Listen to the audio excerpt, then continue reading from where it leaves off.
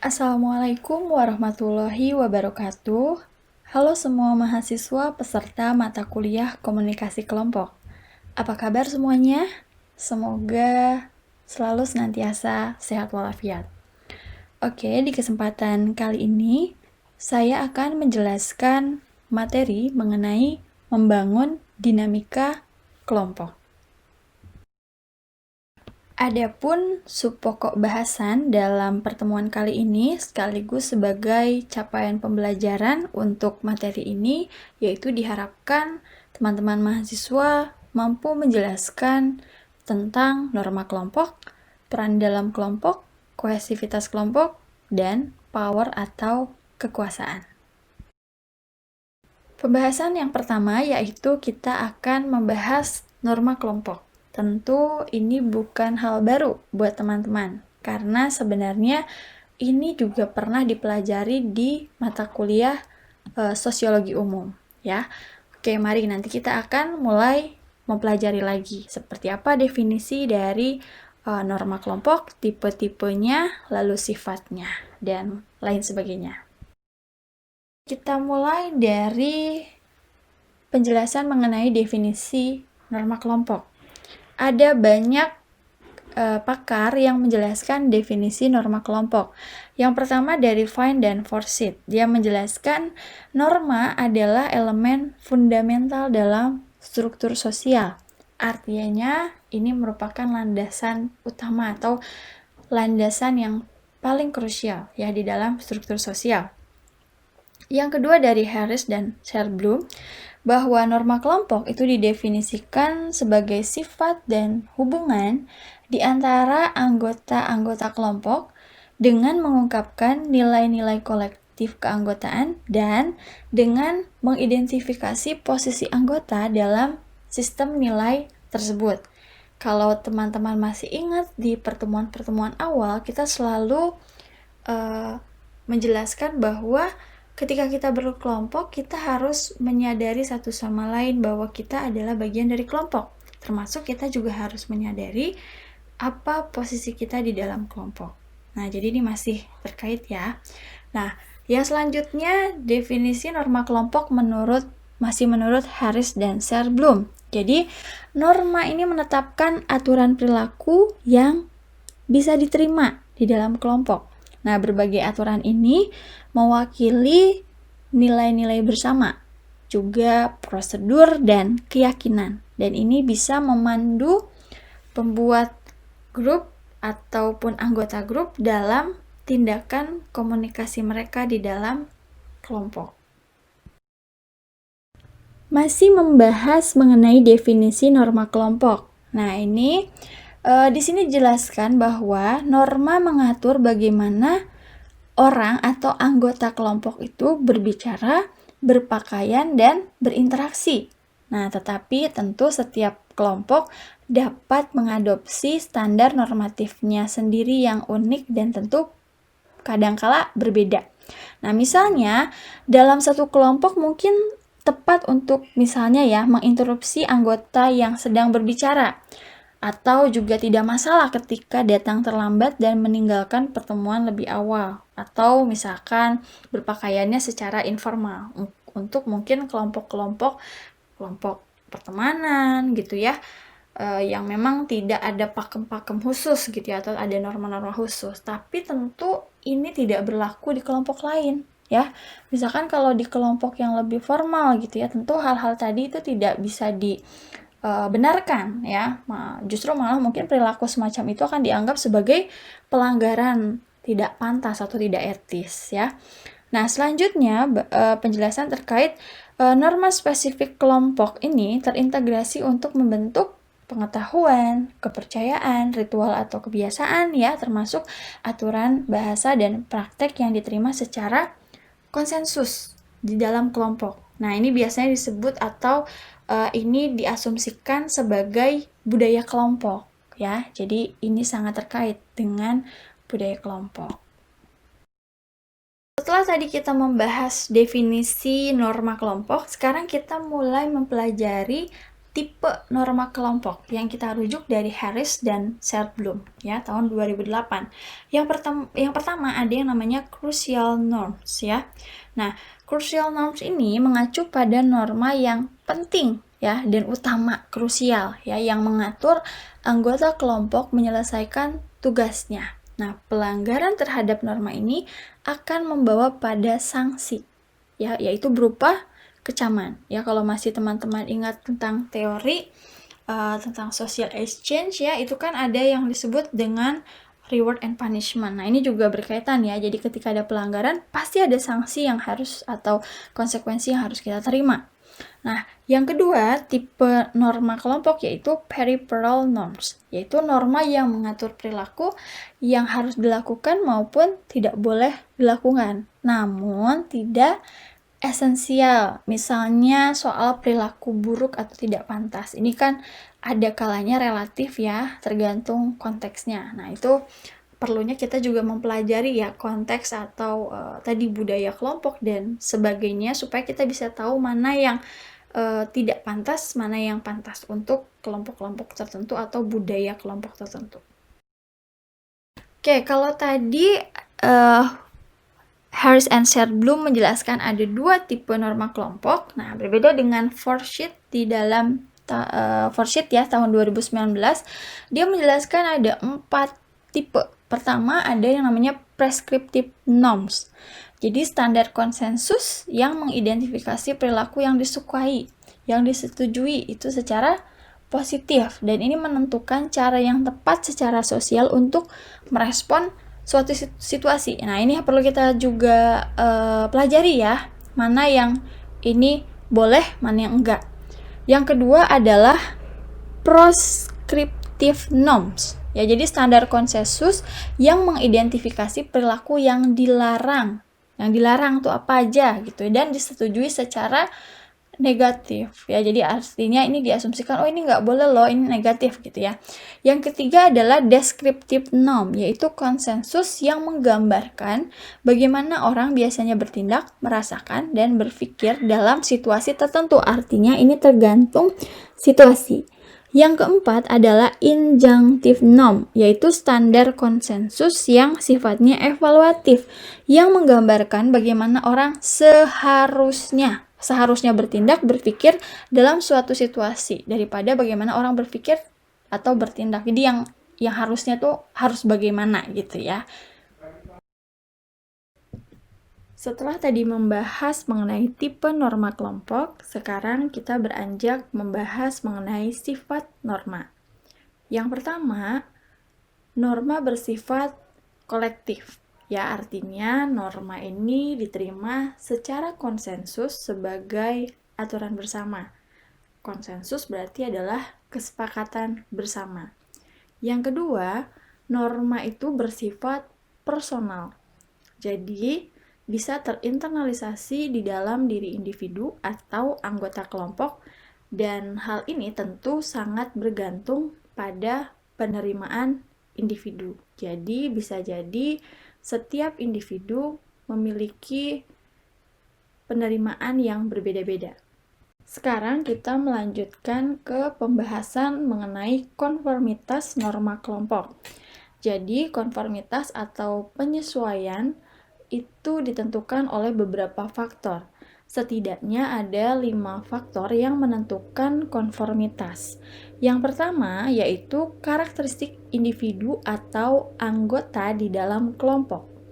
Jadi ada asumsi bahwa semakin tinggi intelijensi individu atau anggota, maka semakin kurang dapat menyesuaikan. Mungkin maksudnya di sini mungkin semakin lebih kritis ya. Jadi sehingga banyak hal yang dipertanyakan. Jadi untuk mencapai konformitas membutuhkan waktu. Yang kedua, asumsinya bahwa katanya wanita itu lebih mudah patuh terhadap norma. Nah, ini perlu kita cek ya kesesuaiannya.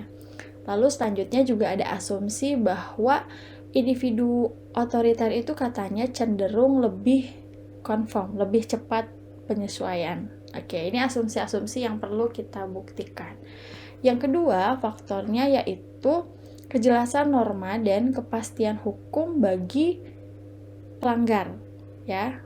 Jadi katanya semakin ambigu suatu norma, maka semakin berkurang konformitas anggota. Artinya, kalau normanya tidak jelas, lalu maknanya juga sulit difahami, maka kecenderungannya itu banyak yang relatif akan melanggar atau konformitasnya sulit dicapai. Yang ketiga, faktor yang menentukan adalah jumlah anggota yang sudah menyesuaikan diri terhadap norma. Mungkin semakin banyak yang sudah menyesuaikan, maka anggota-anggota yang lain akan relatif lebih cepat untuk ikut serta juga untuk penyesuaian. Lalu faktor yang keempat adalah kualitas hubungan personal antar anggota. Nah, jadi ada asumsi bahwa anggota yang saling mempengaruhi satu sama lain tentu cenderung tinggi konformitasnya. Karena mungkin ini adalah cara bagaimana kita menghargai gitu ya. Jadi kita lebih relatif cepat konformitasnya. Terus asumsi lain adalah bahwa anggota yang menyukai pekerjaan, menyukai pimpinan, dan juga menyukai anggota kelompok lainnya tentu memiliki konformitas yang lebih tinggi ya terhadap norma. Lalu, faktor yang kelima adalah pengertian identifikasi kelompok yang telah dikembangkan anggota. Jadi ada asumsi bahwa jika anggota kelompok dapat secara terbuka, dia bisa mengidentifikasi tujuan kelompok, maka mereka cenderung menyesuaikan diri dengan standar perilaku. Jadi ini penting ya, bahwa ketika seseorang atau anggota sudah bergabung dalam kelompok dan dia harus tahu persis apa tujuan kelompoknya, dan ini memudahkan bagi anggota untuk bisa mencapai penyesuaian. Oke, pembahasan kita selanjutnya kita akan bicara soal peran sosial dalam kelompok. Nah, apa saja? Oke, nanti akan saya jelaskan. Oke, sekarang kita akan membahas konsep peran. Jadi, apa itu konsep peran? Jadi, di sini konsep peran menjelaskan perubahan yang ditunjukkan oleh beberapa orang ketika mereka menjadi anggota suatu kelompok. Artinya, ketika kita menjadi anggota di beberapa kelompok, tentu kita akan memiliki peran yang berbeda-beda, dan ini tentu akan juga menentukan bagaimana perilaku kita gitu ya. Dan kedua juga bahwa peran pasti dikaitkan dengan posisi dan status anggota di dalam kelompok. Nah, kalau di beberapa buku atau literatur ada beberapa contoh. Misalkan ada orang yang dianggap sosok pendiam gitu ya, yang suka bertapa katanya ya, yang relatif tenang. Kadang secara diam-diam dapat menjadi ramah ketika misalkan diberi tanggung jawab untuk mengatur suatu acara, misalkan acara amal ya, atau acara donasi. Terus juga ada contoh lain bahwa katanya kolega yang bersikap sopan biasanya itu terbiasa kritis terhadap proses ketika mengambil bagian di dalam diskusi kelompok. Mungkin karena sudah bersikap sopan dan tentu relatif mendapatkan perhatian gitu ya dari anggota kelompok lain, sehingga dia juga lebih leluasa untuk bisa memberikan masukan ya ataupun saran gitu. Jadi diasumsikan itu sebagai sikap yang kritis. Nah, bicara soal peran, sekarang kita bicara soal tipe peran dalam kelompok. Setidaknya ada dua, ada task role atau peran tugas, yaitu di mana peranan individu atau anggota kelompok itu berpusat pada tugas. Nah, berarti dia harus bisa menyelesaikan tanggung jawabnya, menyelesaikan pekerjaannya. Nah, kalau yang kedua itu adalah socio-emotional roles atau peran socio-emosional. Ini berkaitan atau berhubungan dengan iklim kelompok dan hubungan kerja. Jadi memang ketika kita berada di dalam kelompok, kita tentu akan memainkan kedua peran ini ya. Idealnya bahwa di samping kita juga fokus terhadap tanggung jawab dan tugas kita untuk bisa mencapai tujuan kelompok dengan menyelesaikan tugas atau pekerjaan, kita juga harus mampu membangun iklim kelompok dan juga relasi yang baik dengan sesama anggota kelompok lainnya. Lebih lanjut, ini adalah beberapa penjelasan mengenai peran tugas dalam kelompok. Setidaknya ada 12 ya peran tugas di dalam kelompok. Jadi yang pertama ada yang berperan sebagai inisiator atau kontributor. Nah, seperti apa biasanya yang suka mengusulkan gagasan-gagasan baru ya atau pendekatan-pendekatan baru, dan semua itu tujuannya untuk misalkan penyelesaian masalah atau tugas. Yang kedua, peranan sebagai pencari informasi. Nah, biasanya ini adalah anggota yang suka meminta klarifikasi tentang apa yang disarankan ya, dan setelah itu berusaha mencari sebanyak-banyaknya data, fakta, dan informasi. Yang ketiga, ada juga peranan sebagai pencari pendapat. Nah, ngapain tuh biasanya? Ini mengklarifikasi nilai dan juga opini yang disampaikan oleh anggota yang lain gitu. Jadi dia bisa berusaha untuk mencari berbagai pendapat ya, berbagai pendapat. Yang keempat adalah peranan sebagai pemberi informasi. Nah, apa saja? Kalau tadi ada pencari, sekarang pemberi. Nah, biasanya tugasnya memberikan fakta-fakta, contoh, data-data, ya, data statistik, terus bukti-bukti lain yang tentu itu relevan dengan permasalahan yang ingin diselesaikan. Nah, ini penting sekali ya.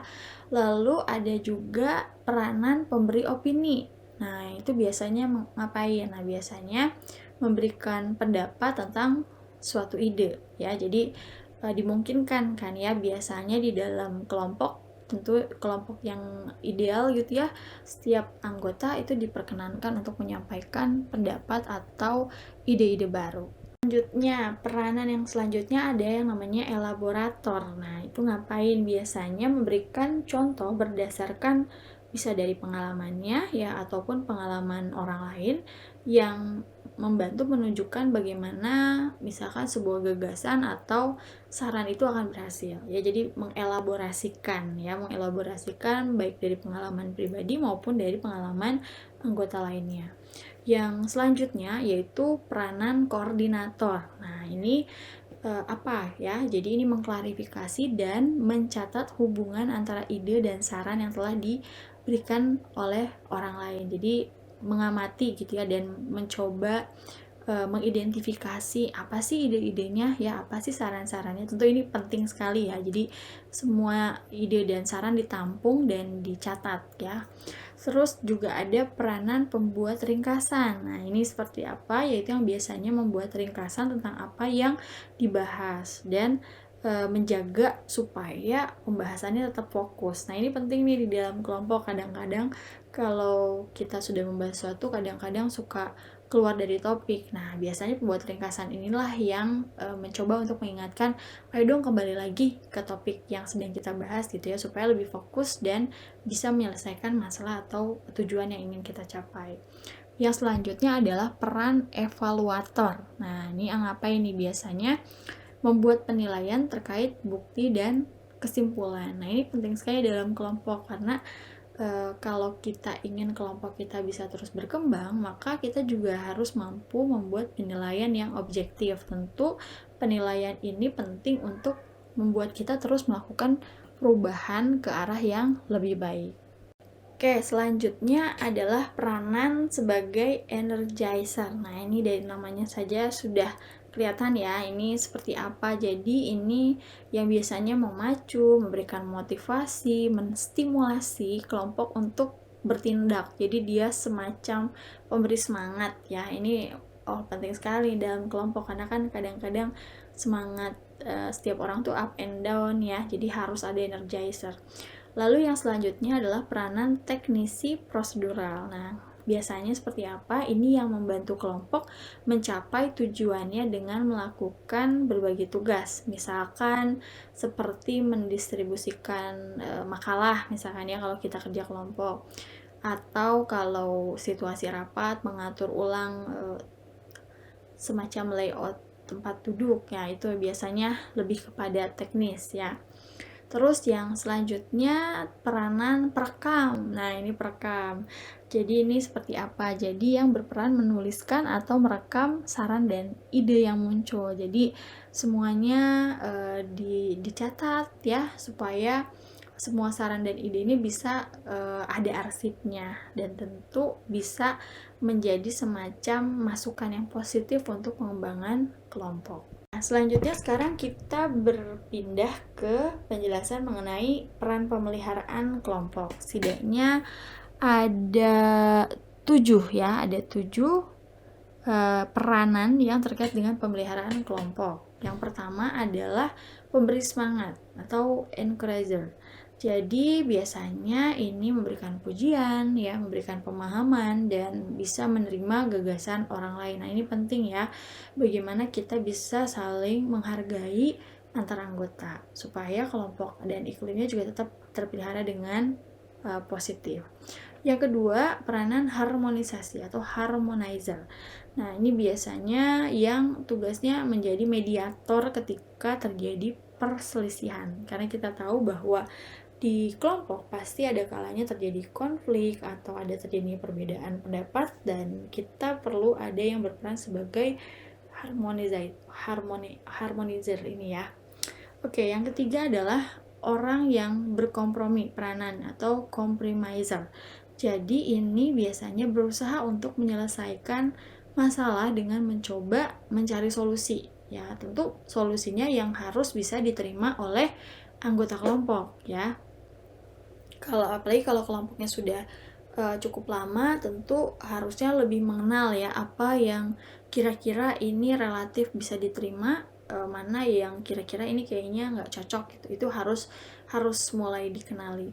Lalu peranan yang selanjutnya adalah gatekeeper. Nah, ini seperti apa? Yaitu yang mendorong kelompok agar tidak banyak bicara. Jadi mungkin biar lebih banyak bekerja ya. Jadi membatasi kontribusi setiap anggota kelompok lainnya. Mungkin ini kalau misalkan kita dikejar oleh waktu ya, dan yang dibutuhkan adalah mungkin action atau fokus ya, sehingga memang ada waktunya untuk membatasi untuk oke, sekarang udah cukup ide-idenya disampaikan, sekarang saatnya kita bekerja gitu. Jadi memang ada juga yang diperlukan ya sesuai konteksnya. Oke, peran yang selanjutnya terkait dengan pemeliharaan kelompok adalah pembuat standar. Nah, ini seperti apa? Yaitu yang membantu untuk menyusun ketentuan dan tujuan di dalam kelompok. Ya, jadi memang kalau ingin kelompok kita bisa terpelihara dengan baik, tentu kita harus punya semacam ketentuan-ketentuan ya, yang itu bisa menjadi semacam guideline untuk kita bisa mencapai tujuan dari kelompok itu. Nah, yang selanjutnya adalah peranan group observer. Nah, itu seperti apa? Yang melakukan pengamatan dalam proses kelompok dan mengumpulkan informasi untuk mengevaluasi prosedur kelompok. Jadi memang perlu juga ada yang mengamati ya, melakukan evaluasi ya supaya kelompok ini bisa tumbuh dan eksis ya. Maksudnya kita kadangkala kalau hanya menilai dari internal tentu lebih relatif positif ya, dan lebih ke zona nyaman bahwa udah cukup lah gitu. Tapi kita perlu juga mendapatkan masukan gitu ya. Nah, yang selanjutnya adalah peranan sebagai followers. Nah, ya ini seperti apa? Yaitu yang mengikuti seluruh anjuran atau ide-ide yang disampaikan oleh anggota kelompok. Jadi memang penting juga ya kalau semua hanya sibuk berdebat, berbagi ide, tapi kalau nggak ada yang mengikutin juga akhirnya debat atau idenya juga hanya menjadi wacana. Nah, penting juga ini diikuti. Nah, makanya perannya sebagai followers. Selanjutnya berkaitan dengan membangun dinamika kelompok, sekarang kita akan membahas kohesivitas kelompok. Nah, dari namanya aja kohesif ya, berarti kita ingin bahwa kelompok itu semakin akrab, semakin dekat ya satu sama lain. Maka kalau merujuk pengertian kohesivitas, maka yang pertama kohesivitas adalah derajat ketertarikan anggota yang merasa satu dengan anggota lainnya. Ada rasa sense of belonging ya. Yang kedua, kohesivitas juga merujuk pada loyalitas anggota. ya, seberapa setia anggota itu terhadap kelompok. Yang ketiga, kohesivitas ini merujuk pada derajat sejauh mana masing-masing individu atau anggota kelompok telah membuat tujuan kelompok itu menjadi miliknya, menjadi semacam sesuatu yang sudah terinternalisasi, ya. Nah, yang keempat tadi ya, sesuai dengan poin yang pertama, jadi kohesivitas juga merujuk bahwa setiap anggota memiliki sense of belonging. Karena dengan memiliki sense of belonging, maka satu sama lain mereka akan terus menjaga, saling menghargai, dan tentu akan selalu bergerak bersama untuk bisa mencapai tujuan dari kelompok. Nah, bicara soal kohesivitas, setidaknya ada 4 faktor penentu kohesivitas. Yang pertama yaitu komposisi. Jadi dalam kelompok itu komposisi sangat menentukan. Misalkan komposisi dari sisi mungkin usia. Nah, semakin katakanlah komposisinya sama gitu ya, relatif usianya sama, mungkin akan semakin kohesif. Tapi di kasus lain mungkin kelompok yang usianya beragam justru mereka punya kohesivitas yang juga bagus. Nah, itu yang menarik untuk bisa kita lihat di dalam penelitian misalkan. Terus yang kedua, faktor yang menentukan kohesivitas adalah keuntungan individual.